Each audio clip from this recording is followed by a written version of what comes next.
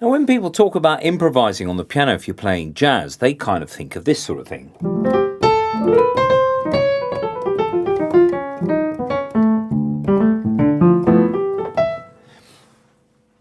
Yeah, what's it saying? Well, it's not saying a huge amount really, because there was no phrasing there. There's just lots and lots of notes and sort of flash bravado. But actually, got to take a step back from this and just work out how we're going to approach something. Now, in this video, I'm not going to talk about theory really at all, just a few little bits and pieces, just so that you can get the idea of phrasing and of dynamics and all of that stuff, all the really important things when you're packaging things for your listener. You want to give them something that means something to them. Let's have a look.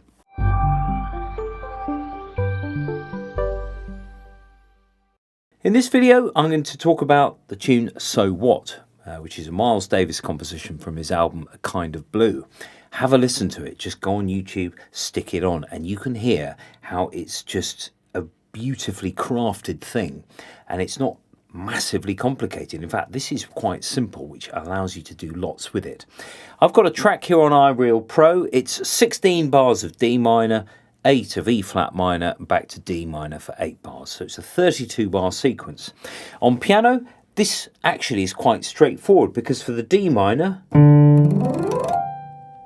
you can use any white note with your improvising, and your chords can be any clusters of white notes as well. And for the E flat, you just move to the black notes. So I'll demonstrate. Here we go.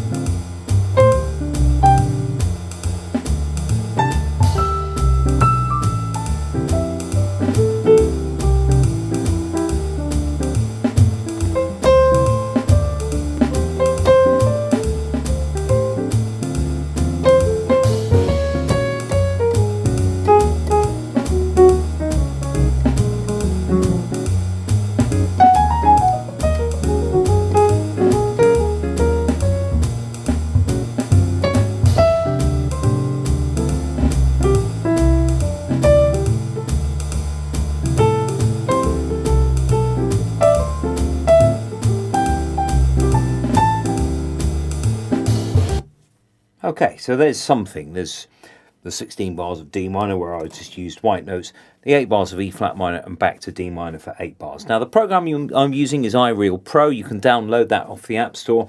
It's not cheap. However, it's really good for your practice, and it actually sounds decent as well. I'm using the guitar trio preset here, so there's no piano on it. You heard chords on guitar, which means that you can hear the piano perhaps a little bit more easily than if there was a piano sort of playing the chords.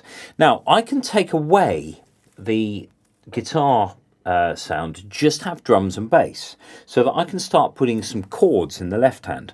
Now, there is a little trick that you can do to force yourself to play more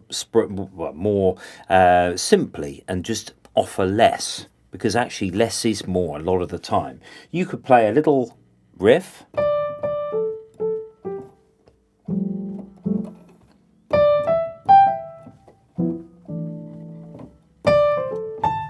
You could play a line and then some chords, and then go back to your line, then some chords.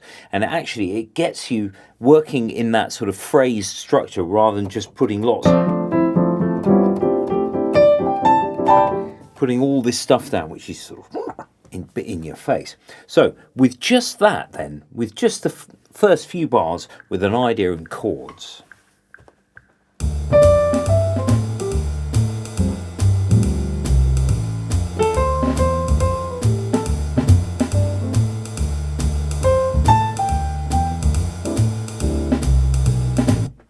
Something like that. So you can play with one hand.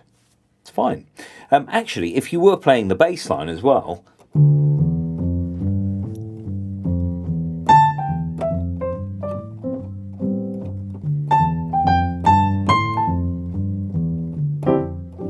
then you'd have to try and do lead line and chords as well. But usually you have a drummer and a bass player, so you don't need to worry too much about the bass.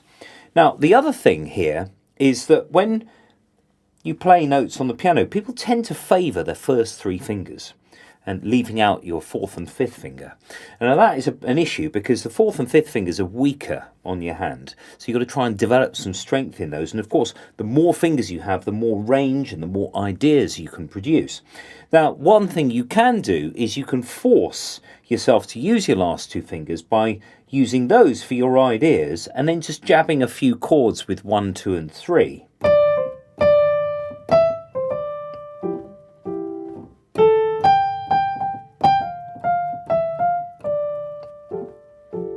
You could try something like that. So it really is forcing you to get into those using your last fingers. So I'm going to play this again. Now, I'm going to try and play as little as possible. Now, we've got to think about the phrase shaping here. We've got 16 bars of D minor. You think 16, that's quite a difficult number to count. You say, well, where am I? Bar 30? Oh, I don't know. What you could do is to make it into four-bar phrases. Maybe you could do a phrase that's 4 bars, then develop it for the second 4 bars, so that's your 8 bars, and then do another idea and develop that one. And then you're on to your E flat minor where you move to the black notes. So, see what happens with that. So here comes the first phrase.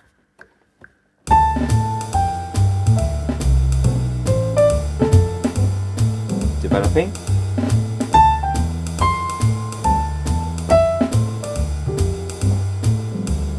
Another idea.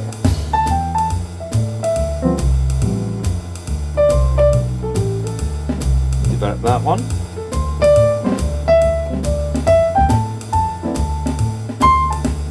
E flat minor.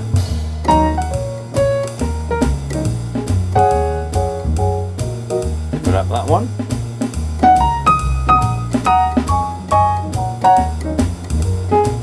Back to D minor.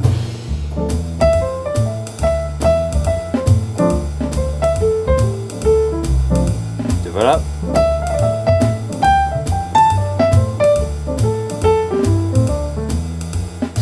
So by the time I got to the end of that, I was sort of developing ideas, playing a few more notes. But at the beginning, it was just sporadic stuff. If you listen to Miles Davis's solo on this, it's just 3 notes and there's loads and loads of gaps.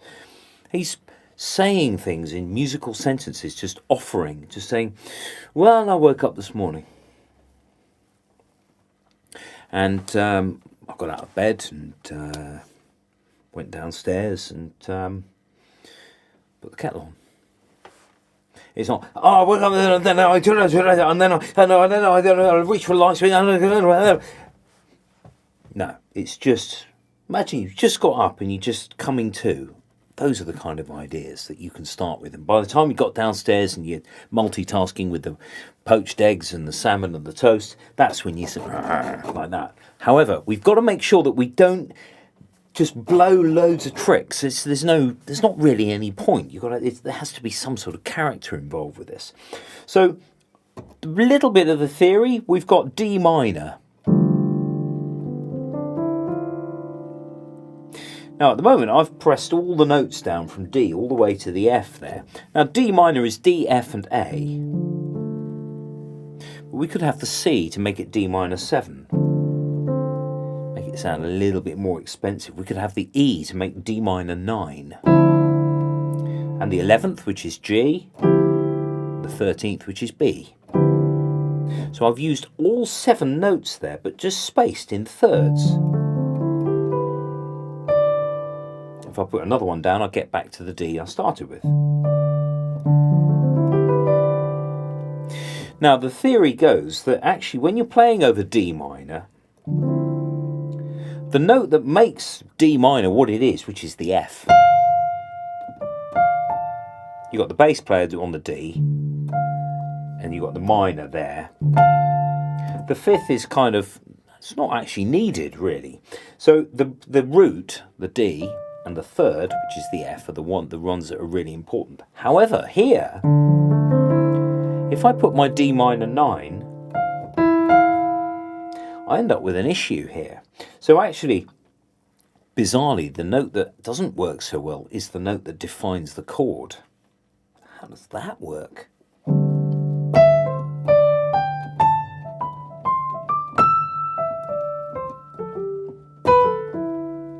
I've just avoided F in that entire phrase there. Right. So that's basically, it's called D Dorian, or Dorian on D is the correct version, which is the scale that goes D to D. It's like the second degree of the major scale. So C major, starting on D and ending on D, gives you the Dorian on D. And that's the scale that we can use here.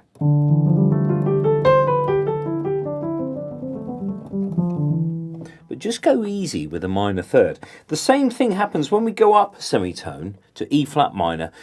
All the same distances apply. So actually, not only do we get the black notes, but we get F and C with that. There's your F, there's a C, and everything else is a black note.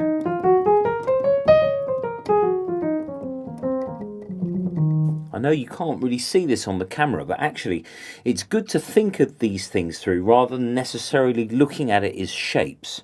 And of course, your ears are the ultimate judge. If you're soloing or if you're just putting an idea down, if it sounds good, the probability is that the theory is working for you. And that's why I said at the beginning not to worry too much about the theory, because really, jazz is an oral tradition, sure, and there are many, many aspects of the theory that can explain it. But actually, your ears and your sense of phrasing, the dynamics, articulation, how you package all these things into a present that you give your listener, that is the important bit.